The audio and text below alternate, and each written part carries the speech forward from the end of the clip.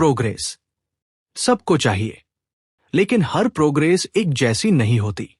एक प्रोग्रेस होता है 1 से 100 तक जाना, मतलब जो ऑलरेडी बना है उसको कॉपी करके एक्सपैंड करना। इसे कहते हैं हॉरिजॉन्टल प्रोग्रेस। और दूसरा होता है 0 to 1, मतलब कुछ ऐसा क्रिएट करना जो पहले कभी एग्जिस्ट ही नहीं करता था।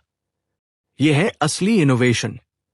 सोचो, अगर हम बस हाईवेज, शॉपिंग मॉल्स और फैक्ट्रीज कॉपी करते रहें तो दुनिया एक जैसी बन जाएगी, लेकिन फ्यूचर एक्साइटिंग नहीं होगा।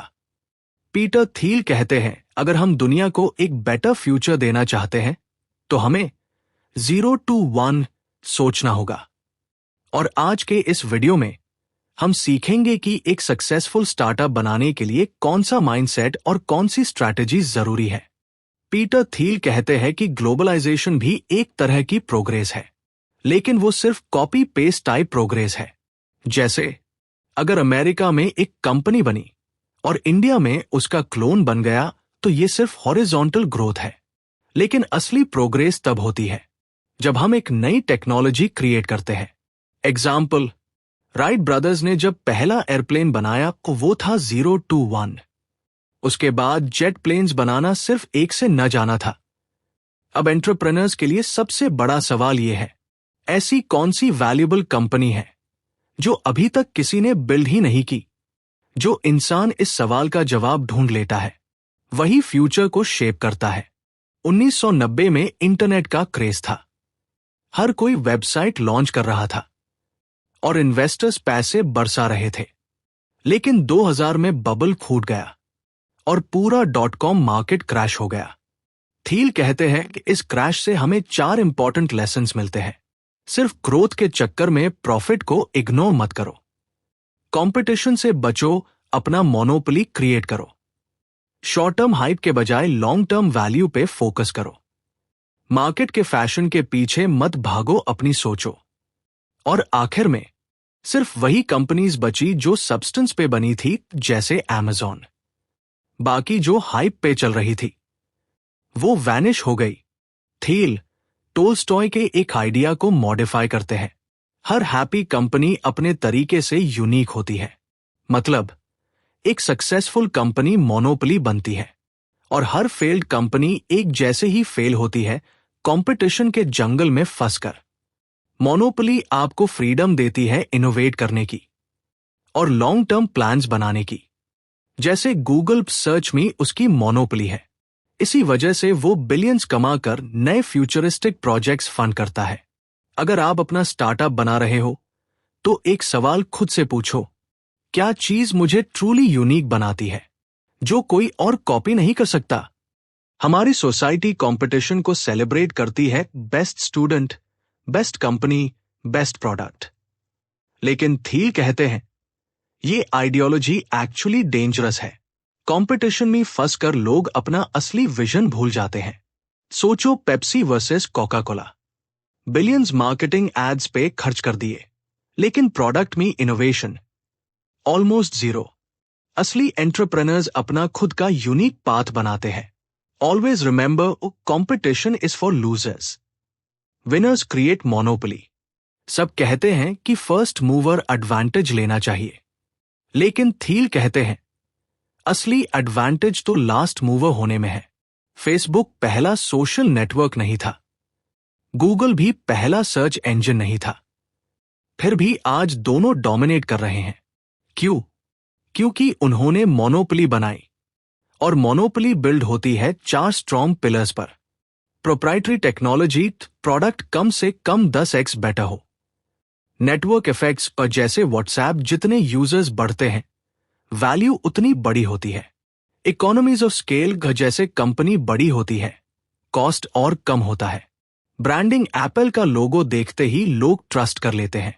तो अगर आप स्टार्टअप बिल्ड कर रहे हो, इन 4 पिलर्स को हमेशा याद रखो। यही मोनोपोली की फाउंडेशन है। बहुत लोग सोचते हैं कि सक्सेस सिर्फ लक पे डिपेंड करती है, लेकिन थील कहते हैं ये सोच गलत है। ग्रेट फाउंडर्स अपना फ्यूचर खुद प्लान करके बनते हैं। एलोन मस्क ने स्पेसएक्स इसलिए बनाया क्योंकि उसका विजन था मार्स पर कॉलोनी बनाना। ये लक से नहीं हुआ, ये डेलिब्रेट प्लान का रिजल्ट था। मैसेज सिंपल है, अपना स्टार्टअप कभी चांस पे मत छोड़ो, फ्यूचर को एक्टिवली डिजाइन करो। थील एक पावरफुल रूल शेयर करते हैं, power law of venture capital. एक वीसी फंड 100 कंपनीज में इन्वेस्ट करता है, लेकिन सच क्या है? सिर्फ 1 या 2 कंपनी से आता है 90% रिटर्न। इसका मतलब सेफ खेलना एक्चुअली वेस्ट है।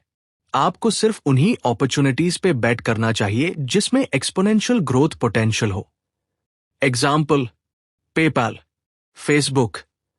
लेसन क्लियर है, फोकस करो डेप्थ पे, ब्रेड्थ पे नहीं। हर ग्रेट स्टार्टअप के पीछे एक सीक्रेट छुपा होता है। सीक्रेट का मतलब एक ऐसी वैल्यूएबल ट्रूथ जो सब इग्नोर कर रहे होते हैं। एग्जाम्पल लो, एयरबीएनबी के फाउंडर्स ने एक सीक्रेट समझा। लोग अपने घर रेंट देने के लिए रेडी हैं, और उसी सीक्रेट ने बना दी $1 बिलियन कंपनी। अब सवाल आपके लिए है, दुनिया क्या चीज मिस कर रही है जो सिर्फ आप देख सकते हो?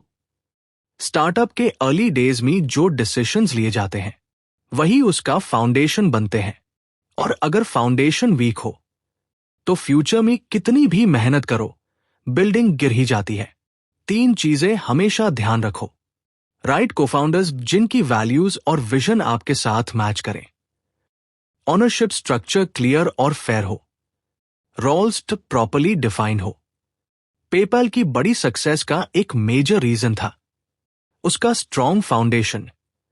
थील कहते हैं, ग्रेट स्टार्टअप्स एक माफिया की तरह होते हैं, जहां हर मेंबर एक यूनाइटेड मिशन के लिए काम करता है, सिर्फ सैलरी के लिए नहीं। पेपैल माफिया इसलिए फेमस हुई क्योंकि उन्होंने एक फैमिली जैसी यूनिटी क्रिएट की थी। क्लियर मैसेज है, अपनी टीम को फैमिली बनाओ, सिर्फ एम्प्लॉइज मत समझो। फाउंडर्स का एक कॉमन मिथ होता है, अगर प्रोडक्ट अच्छा होगा तो लोग खुद आ जाएंगे। लेकिन सच ये है, प्रोडक्ट के साथ स्ट्रॉन्ग डिस्ट्रीब्यूशन और सेल्स स्ट्रैटेजी भी उतनी ही जरूरी है। एप्पल ने आईफोन बनाया, लेकिन उसको $1 बिलियन सक्सेस बनाया उनकी मार्केटिंग ने। फॉर्मूला सिंपल है, प्रोडक्ट प्लस डिस्ट्रीब्यूशन सक्सेस। लोग अक्सर डरते हैं कि एआई इंसान को रिप्लेस कर देगा, लेकिन थील कहते हैं असली बेस्ट रिजल्ट्स तब आते हैं जब इंसान और मशीन साथ मिलकर काम करते हैं। एआई की स्पीड और पावर प्लस ह्यूमन क्रिएटिविटी, ये कॉम्बो है ट्रूली अनबीटेबल। सन 2000 में एक बड़ा क्लीन टेक बबल आया और हंड्रेड्स ऑफ स्टार्टअप्स फेल हो गए।